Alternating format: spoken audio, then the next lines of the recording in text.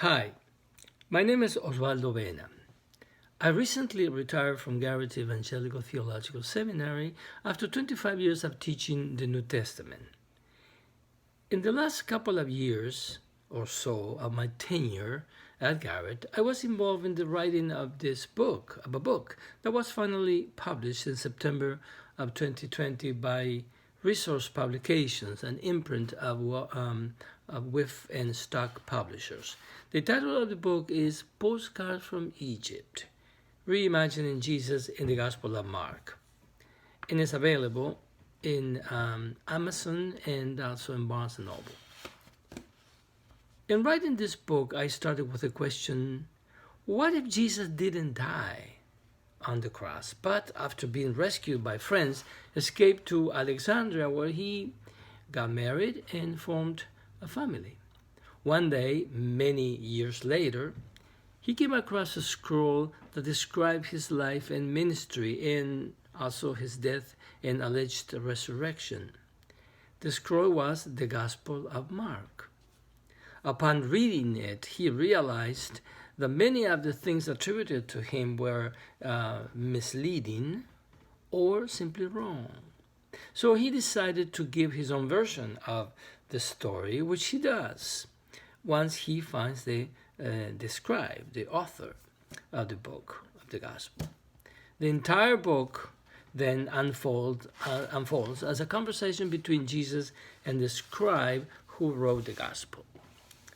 Imagining this scenario is not a denial of the Christian doctrine of Jesus as Messiah and Son of God. Those are valid interpretive constructs of a life cut short by the violence of the Roman Empire and the hatred of some of his country people. Rather, this fictional narrative tries to give back to Jesus the life that he never had, because it was taken away from him twice.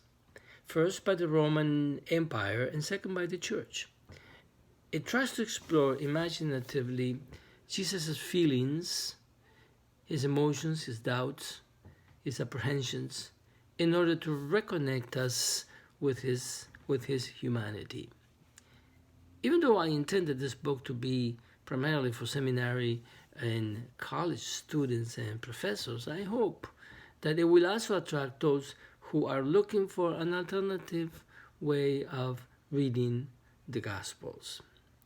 The ideal reader will be one who is already acquainted with the story as told by the evangelist, by Mark.